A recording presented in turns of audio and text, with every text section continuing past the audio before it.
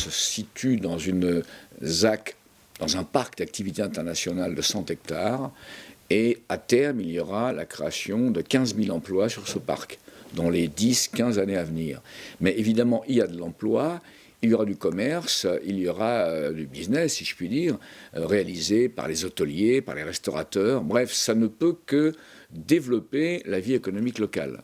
C'est un secteur là-bas qui est calme et tranquille.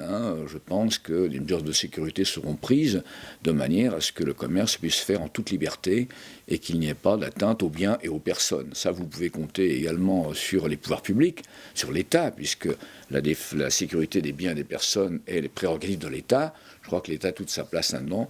Je ne me fais pas trop de soucis sur les problèmes de sécurité à Asia Center. Il est important de commercer avec la Chine, qui est un pays évidemment en plein développement, plein essor, avec une économie très développée. Et je crois que la France a intérêt à commercer avec la Chine. Bien entendu, nous on souhaiterait, Français, que les échanges soient égaux, de manière à ce que nous soyons gagnants-gagnants. C'est-à-dire que vous exportez des produits chinois en France et vous les vendez. Et moi, je souhaite également que la France puisse être plus présente en termes de commerce en Chine. Donc il y a un intérêt mutuel à ce que vos activités soient largement diffusées et connues ici en France. Moi, j'ai donné mon avis sur ce projet. Mes convictions sont faites. La communauté chinoise va réussir dans ce secteur-là, et j'ai confiance vraiment dans l'avenir de ce projet. Je suis plutôt quelqu'un de prudent, par nature, mais ma prudence m'amène là à vraiment envisager l'avenir avec optimisme.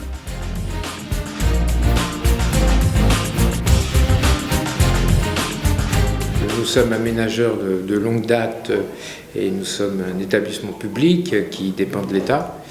Donc nous aménageons une grosse opération de parc tertiaire et d'activités qui s'appelle Aéroliance Paris, dont le projet Paris Asia Business Center est intégré dedans et qui sera effectivement un élément phare puisque à terme il sera après quasiment le tiers, voire un peu plus, du programme global de l'opération. Ce parc est en fait la continuité d'une opération qui avait été créée il y a très longtemps par la FTRP, qui s'appelait Paris Nord 2, qui se situe le long de l'A1 et à proximité immédiate de l'aéroport Roissy-Charles de Gaulle, aéroport international, qui donc a développé depuis 2 ans ce nouveau parc Aéroliance Paris, qui a pour but de recevoir des entreprises internationales qui souhaitent s'implanter, se développer en France et en Europe.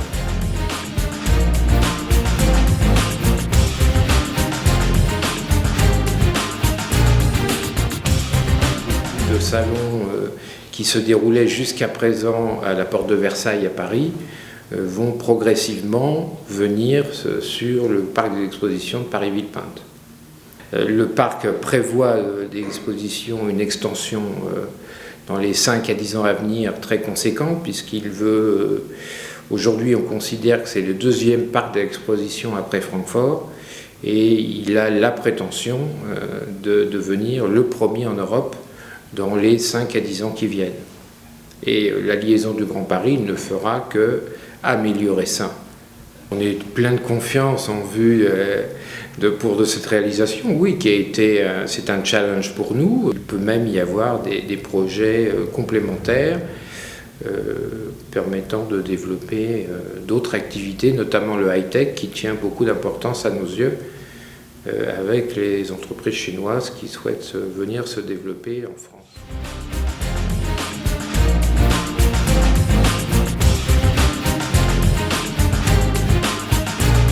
Dans laquelle on va retrouver. Nous avons plusieurs arrêts. Il y a évidemment tout le long de cette voie des arrêts de bus qui vont sectionner sur l'ensemble. Il y aura la partie métro qui existe et qui rejoint directement Charles de Gaulle. Le futur métro, le Grand Paris, qui va passer au travers avec une gare intermédiaire.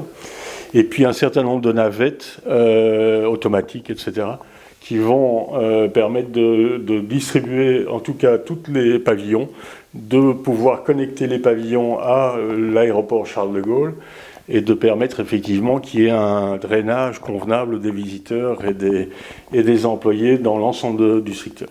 Avec aussi des véhicules électriques, toute une série donc de moyens de circulation et de transport qui soient adaptés à l'ensemble du site.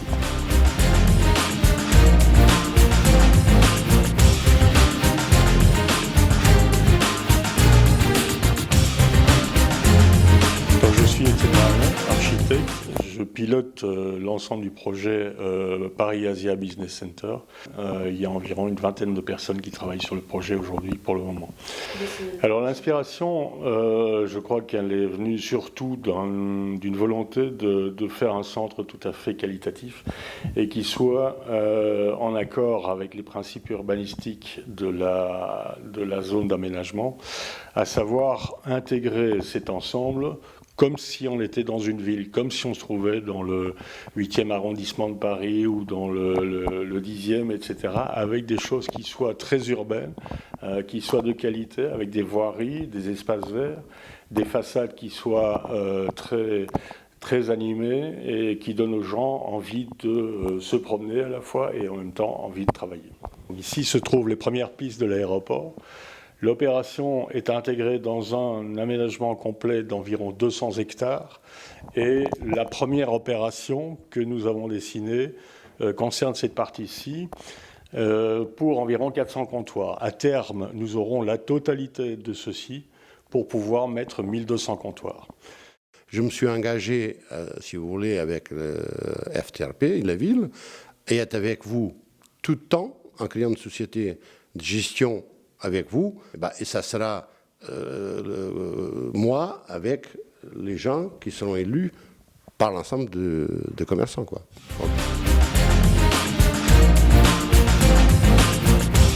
Chaque comptoir dispose de 2 places privées et ensuite il y a 2 places visiteurs pour les clients qui viennent effectivement visiter les comptoirs, etc. Donc on a au total pour 400 comptoirs ici, on a environ 1600 places de stationnement. D'hôtel et un hôtel et des zones de bureaux au centre pour environ 135 000 m². Et puis parallèlement on va développer une partie logistique, ça permettra d'assumer toute la partie logistique et pouvoir alimenter l'ensemble des comptoirs. Nous aurons ensuite très rapidement la réalisation de cette opération qui sera une opération de pavillon high-tech où on va présenter des produits high-tech sur cette première tranche-ci. On va réaliser aussi un hôtel de 220 chambres avec un showroom, plusieurs restaurants.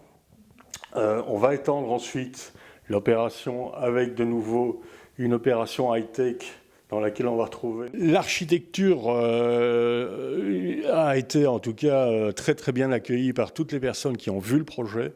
On a vraiment fait un centre qui est tout à fait particulier, qui n'existe pas encore aujourd'hui, qui ressemble effectivement à une ville et qui, par ce caractère-là, effectivement aura de la pérennité, aura de la durée et sera dans la longueur.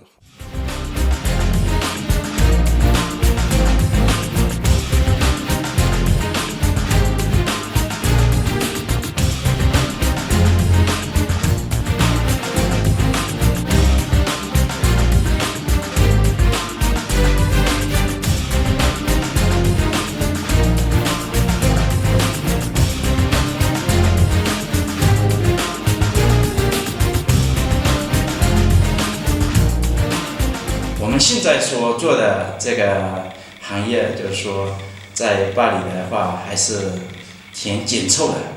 那么接下来就是说，在巴黎阿西亚这个地方，我们会做得更好，因为地方更宽敞。作为我个人来说，就是说没有多大困难，但是我就是说比较让我关心的是我的客户。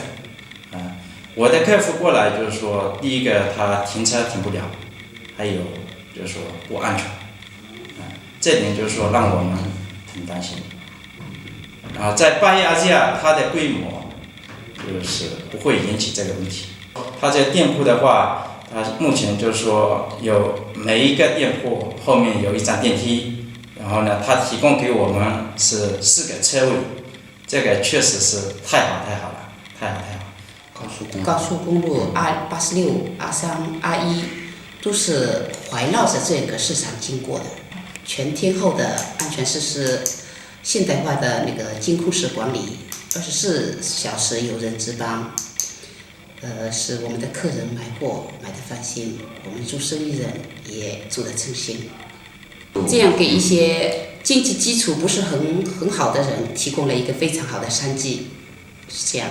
所以说，正像那个李嘉诚所说的，人生不怕输在起点，只怕输在那个转折点。现在是一个非常好的转折点上面，请你们大家要把握住这个机会。我觉得这个市场哦，在法国呢这个历史上面还是没有的，这种市场蛮妙的。将来呢，如果这个市场红火起来的话呢，就是说不得了。这个也是我们华人在欧洲吧，第一个就是自己做房东的是这么一个市场，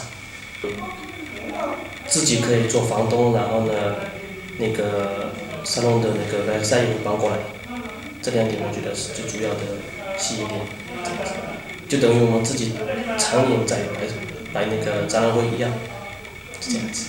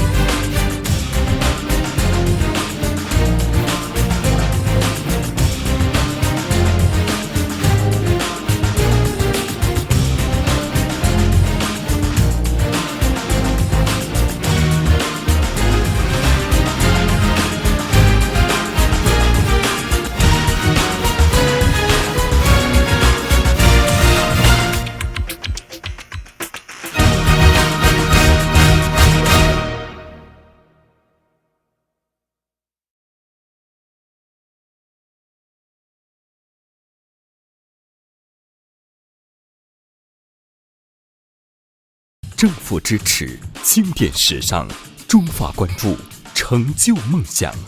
巴黎亚洲商贸批发中心，法国国家重点发展规划，大巴黎计划重要的项目之一，隶属戴高乐机场商业圈1期工程，位于毗邻戴高乐机场的特朗布莱昂弗朗斯市境内，紧邻正在扩建中的维勒班特国际会展园及欧尚集团打造的具有200多家商店的大型综合航空商业中心，周边设有大型仓储区和物流中心。